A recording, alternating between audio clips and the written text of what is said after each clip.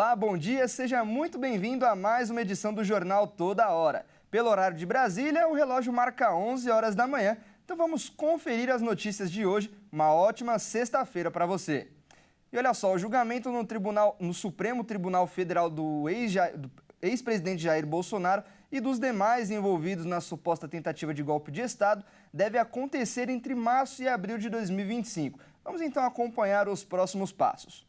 O relatório final da Polícia Federal sobre o inquérito que indiciou o ex-presidente Jair Bolsonaro e outras 36 pessoas foi enviado ao ministro do Supremo Tribunal Federal e relator Alexandre de Moraes. O ministro Moraes faz uma avaliação do material e o encaminha ao Procurador-Geral da República, Paulo Gonet, que vai estudar o acervo de provas e elementos da investigação para então decidir se pede mais elementos, se oferece uma denúncia ou se pede o arquivamento da apuração.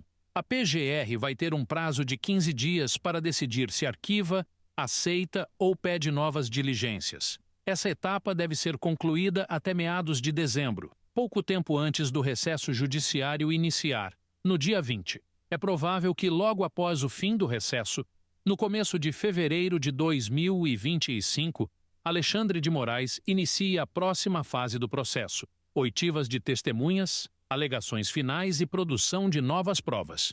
Concluída essa fase, a Corte Suprema, então, aciona a Procuradoria para saber se há algum complemento ou resposta às demandas das defesas. E, encerrado esse rito, o caso estará pronto para ser julgado. Apesar do cálculo de que o julgamento no Supremo pode acontecer entre março e abril, advogados criminalistas avaliam que é mais provável que aconteça somente em junho, já que as partes podem pedir perícias. E em um evento de concessão de rodovias, o presidente Lula comentou sobre os planos de envenenamento contra ele e o vice Geraldo Alckmin. Ele disse que não deu certo e agradeceu por estar vivo. Vamos conferir. Tenho que agradecer agora muito mais porque eu estou vivo. A tentativa de me envenenar, eu e o Alckmin, não deu certo, nós estamos aqui. Eu queria dizer para vocês uma coisa importante.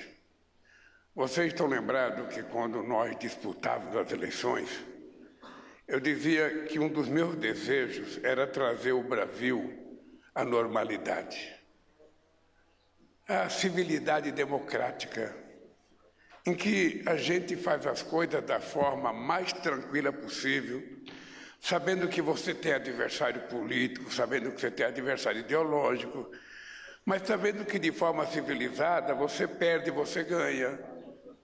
Você consegue fazer uma coisa, na outra vez você não consegue. E eu queria chamar a atenção de vocês para esse momento histórico que estamos vivendo. Não faz muito tempo que se falar em fazer concessão de estrada nesse país era falar em privatização de estrada. E uma pesquisa da Serasa apontou que a maioria dos endividados que apostaram em bets não eram inadimplentes até começarem a apostar. Os impactos das apostas nas finanças dos brasileiros têm se mostrado cada vez maior. A pesquisa A Relação dos Inadimplentes com as Apostas, realizadas pela Serasa em parceria com o Instituto Opinion Box, indicou que 57% dos endividados que já apostaram não estavam inadimplentes antes de começarem a apostar, e que 5 em cada 10 endividados já fizeram pelo menos uma aposta, e 16% deles continuam apostando atualmente.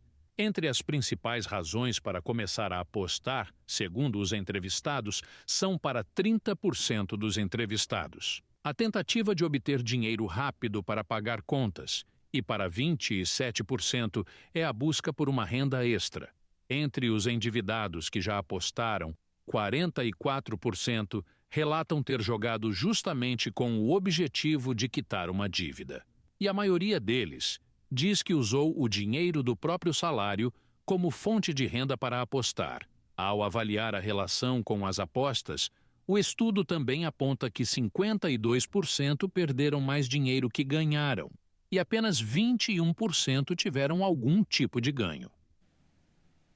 E o brasileiro está lendo cada vez menos, tanto os livros físicos como os digitais.